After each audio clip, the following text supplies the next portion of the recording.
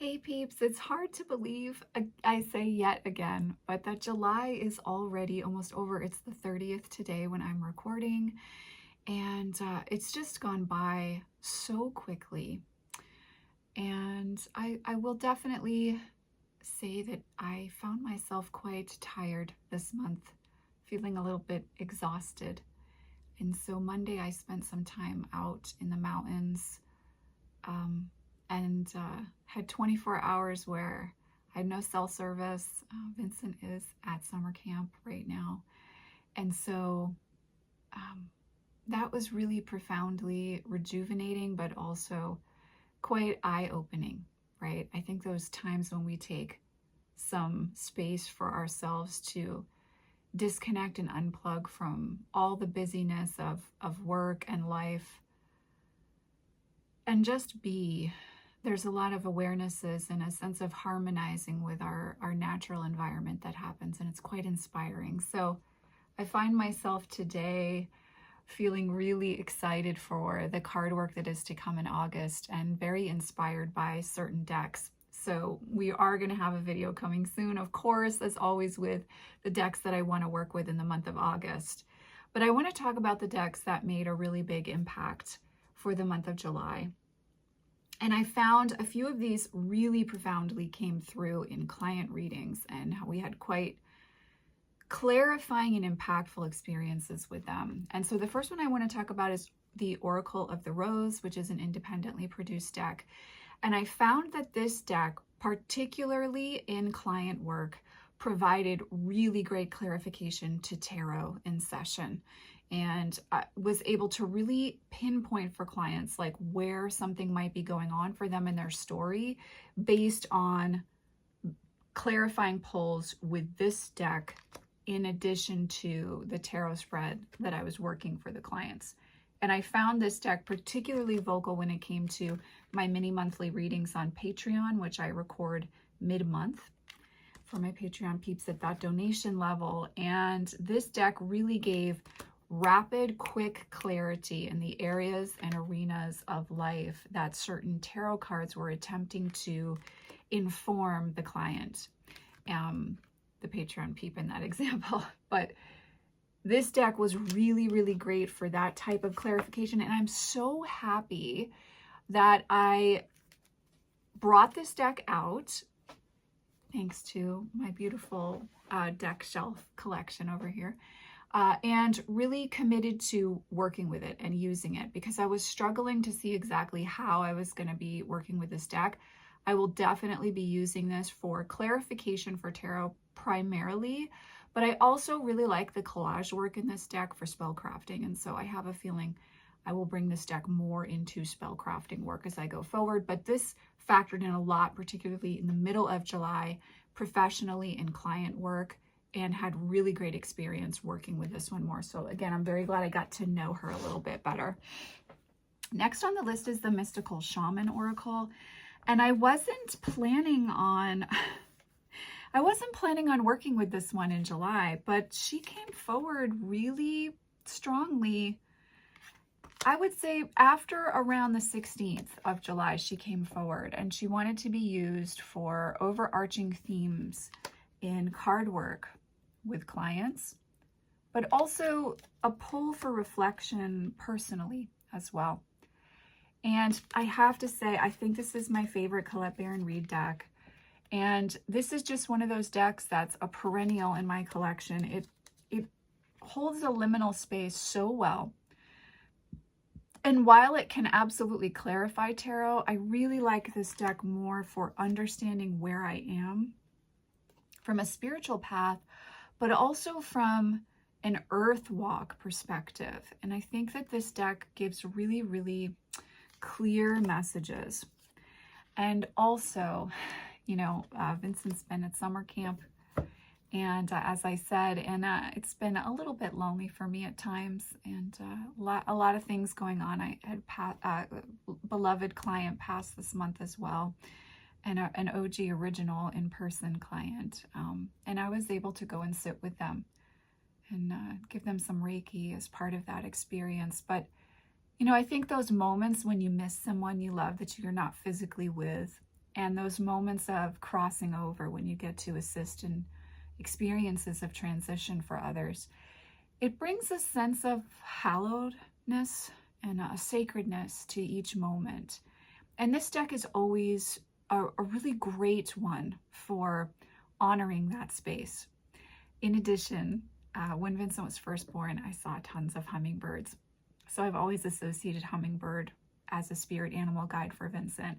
And I've had multiple hummingbirds come forward the last few days and just kind of come into my line of sight. And even when I was out in the woods, I had one flit by.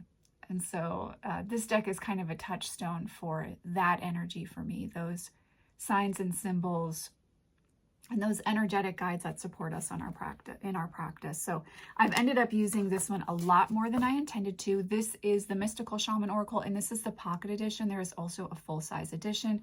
I've talked about this deck a lot on the channel. Another deck I used a great deal professionally this month is the Alice the Wonderland Oracle, and it was on my list to continue working with in July, and I definitely fulfilled that. This deck is just so honest. It's so forthright. It's so upfront. And it really gets into those sticky areas that we don't want to look at. It's just such a great deck for that type of work. Again, this is the Alice the Wonderland Oracle by Lucy Cavendish and Jasmine Beckett Griffith. This is a mass-produced deck, just like the Mystical Shaman Oracle. And I used it across the board for just fact-telling, truth-telling, straight up.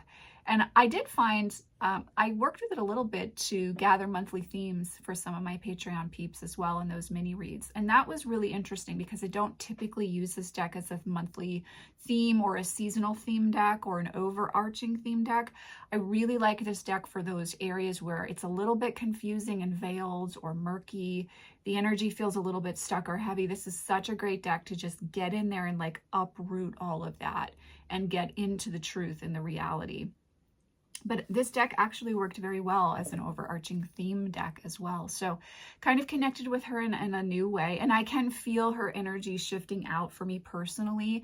I would say particularly since about last week, I've found myself reaching for her less and less. And as the energy is shifted into early fall for me, because I love Lunasa, which is on this Friday.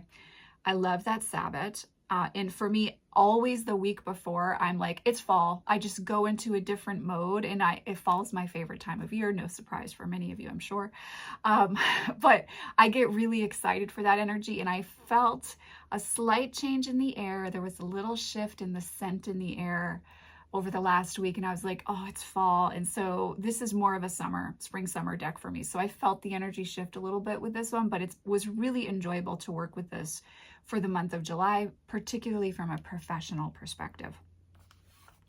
Next on the list is the Earth and Bone Oracle. This is by Syrian Shadow. This is the indie version. There's also a mass-produced version, which looks slightly different than mine.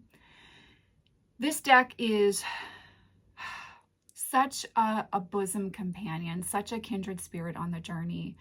And I did find that there was a lot of theme around death and endings that came up this month for me personally, some uncertainty as well. And this deck just is such a wonderful friend for those moments of needing something to ground you and something to remind you of the larger aspects of your path and craft. And so personally, I've been doing some pulls during the day when maybe some anxiety rises up for me, or I feel a little bit nervous and I just need something to let me feel grounded and tapped into my path. I've also really come to associate this deck with Hecate and the energy of the Hermit in tarot. And so it's been a joy to connect with that as I've moved through the month of July. And I found in client readings, this deck really wanted to come forward to discuss affirming path choices, particularly when it had to do with leaving a certain direction career-wise and moving in a different path, moving on to a different path. This deck seemed to really want to come forward and offer insight and guidance around that for many of my clients this month. So profound experience with that.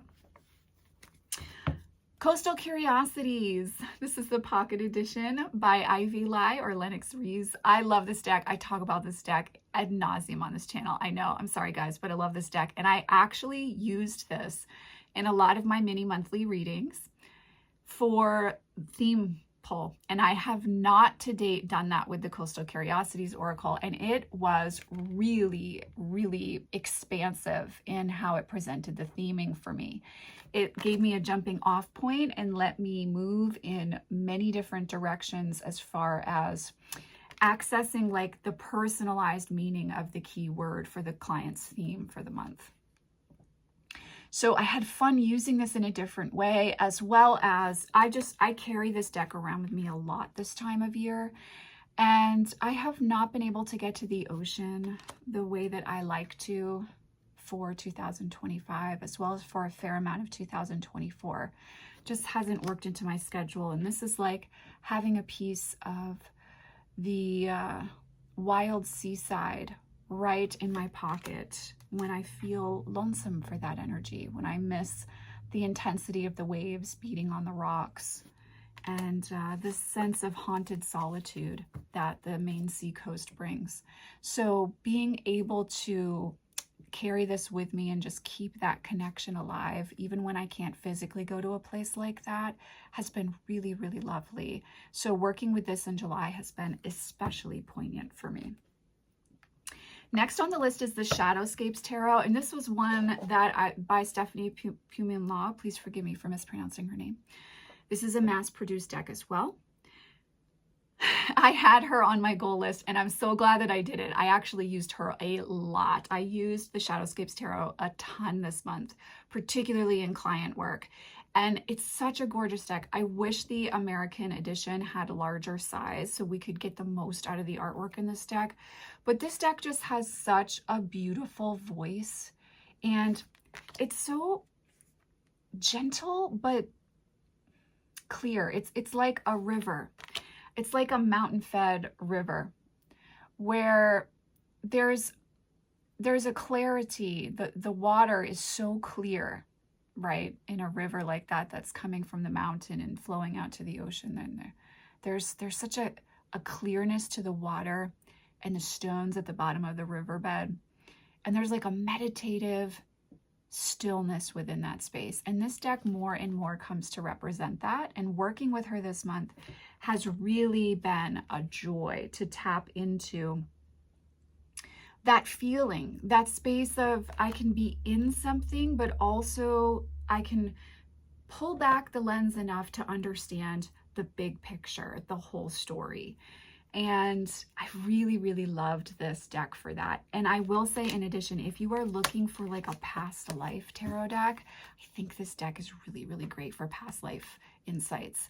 I've had a lot of fun playing with that in client offerings this month. So Shadowscapes Tarot was also on my highly used list of decks for July 2025. The Momento Moracle Oracle. Oh, man. I love this girl so much. She's just like ride or die, you know? It just gets better over time. It just gets better with her over time, guys. That's, that artwork just is so my aesthetic, and I love that this is an oracle deck, but it can also be a Lenormand if you want. It's so versatile, and I've really built my own language with this deck. And so there's also something really special about clarifying with this deck because it's so personalized. Like what the Gallows card means for me when I pull this to clarify might be very different than what it would mean for you. And I love that. I love that when I work with this card, it's solely me and her. It's the two of us, and it's the relationship we've built. And she's brought a lot of clarification to tarot, but more in the emotional and shadow realm over the last month. A lot of clarification coming through in that department with the Memento Moracle Oracle, which is an independently produced deck. I will put the link, if it is still available for purchase, in the description box down below. But this is one of my self-defining decks, and I can't say enough good things about this. I had a wonderful 4 to 5 weeks just totally vibing with her And like I said, that clarification to tarot, she really shone for me with that this year. She did serve as a monthly theme deck in some of the Patreon polls, and that was really fun too, to feel safe and secure enough with her to let her hold a really telling space in a reading and not just use her for clarification was a new step in our relationship. So that has been really, really fun. Okay, so the next 3 decks are my top 3 decks for July. Now, I did get these Blue Bones Oracle at the end of last week. Some of you have seen that unboxing on the channel, and I have been using her a ton, but I did decide to leave her out of this month's list because I did get her at the end of the last full week of July. So I will be talking about her in August, and she will be on my TBR deck list for August for sure. But these 3 decks, besides these Blue Bones, have been the ones that I've been going to every single day. It's like Mecca, it's like church. When I pull from these decks, it's a reflective, sacred, hallowed space that I go into. These 3 decks have been in my morning daily draws and my journaling sessions, and they've been really restoring and really healing, and particularly holding space for someone who was in the process of crossing over. It's such a profound privilege to hold space for that, because when you're in that liminal space with a person who's physically leaving their body, you leave that type of work with a profound awareness of the fragility of human life, what really matters, and the power of being fully committed to your journey. Because from having the privilege of being able to sit with clients as they've crossed over, you really do see individuals who've committed to their journey wholeheartedly, where their energy is, versus individuals who have avoided certain things and now in those last few hours are attempting to reach a resolve in a way, or other family members are present wanting to experience a resolve. And so when you have been given the privilege of being able to hold that space, and then you leave the room and you go home, there is a grieving that happens. There's also the beauty of watching a soul transition that is very sacred, but there's an awareness of what really matters, and you recommit in your own experience to showing up in a different way. And these 3 decks have been really, really powerful for that energy for me. So the first one I want to talk about from the 3 is the Nameless One by Zia Hunt. I've been doing a profound amount of reflection with this deck and journaling with the imagery, with the feeling I have from the entity with each card, because I do feel that there's a distinct entity and energy with each of these cards the more I work with this deck. And so I've been spending time having a cup of tea or a glass of wine with them and getting to know them and getting to know what it is that they are wanting to express to me. And the artwork and the way that this whole deck is set up just really lends itself well to slowing down and savoring and to reflection. And I think Lunasa as a Sabbath itself as well is such a beautiful 7 of Pentacles energy where, you know, we're grateful for what we've been able to create and what we've worked with, but we're also reflecting on the journey. And this deck just holds such a loving space around that type of reflection and integration and awareness. So Nameless One by Zia Hunt is in my top 3 for the month. Next, I'm sure these last 2 won't be a surprise to anyone. The Delian Oracle, which is another indie deck, so is the Nameless One. I have been getting to know this deck, and can I just say, I freaking love this deck. The artwork, the feel, connecting in with a pantheon that's not my home base has been so much fun. It's been creatively so inspiring creatively, particularly when it comes to writing for me. It's really given me a new window into how do I want to express myself today? And the spirit animal guides included in this deck, such as this one, are ones that I work with intimately, and that it's hard to find a deck that has vulture energy in it that's not specifically for spirit animals. But this deck has some of my favorite animal guides present in the imagery, and it's a more generally themed, pantheon themed deck. It's so beautiful, guys. This deck, it's just so much. It's expansive, it's creatively activating, it's interesting, it's intriguing. She feels like the really cool friend that, like, you can't believe that they want to get a cup of tea with you, and you're like, you want to hang out with me? You want to hang out with me? That's this deck. It's just so much fun. I don't know. I'm really enjoying getting to know her, and so I've been working with this one daily and just having some really, again, eye-opening experiences. Very, especially as I've moved into the end of this month, creatively inspiring. So that is the Delian or the Delian Oracle. And I will do my best to put a link in the description box down below. And I can never remember who made this deck because they don't have their name listed. But I will put the link in the description box down below. It is produced by Welkin, which is a small independent deck publishing house. And my #1 most used deck in July is the Death Doula Oracle. I know, guys, it's just a lifelong love affair that's unfolded for me with this deck. I cannot tell you what a sister, a mother, a friend this deck has become for me, letting me tap into my more sensitive, fragile side and emotions, giving myself the space for inner child work with this deck, and for reflecting personally. And this deck, unlike the other two, I also bring into client work a lot. And this is a deck that loves to talk about big picture themes, emotional roots, and understanding of seasons in a client's life.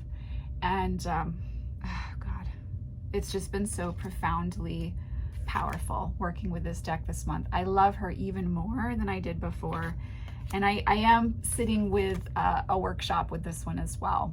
So I've got a few different workshops that have been percolating behind the surface, as always. The Ritual Tarot and Hecate and the Death Doula Oracle and Santa Muerta have felt quite profound in their wishing me to sit down and craft workshops with them. So we'll see what's to come with that in September.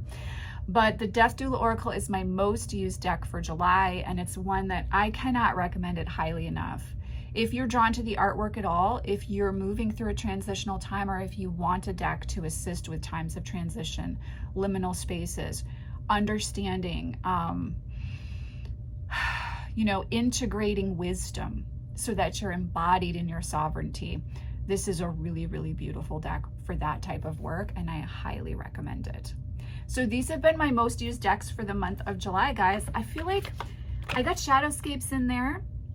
I got Oracle of the Rose in there. Like, I worked with some decks that I had as gold decks for me, and I'm pretty sure I had the Nameless One as a gold deck as well. And a few surprising decks that have been really lovely reconnecting with in the month of July. So let me know what you guys used in July. What was your most used deck? Which deck surprised you that you pulled off the shelf and connected with? And let me know what you want to work with in August, because I am compiling my August TBR deck version video as we speak. I'm sending you, as always, oceans of love from the heart of the forest, and I will, of course, see you in the next video. Take care.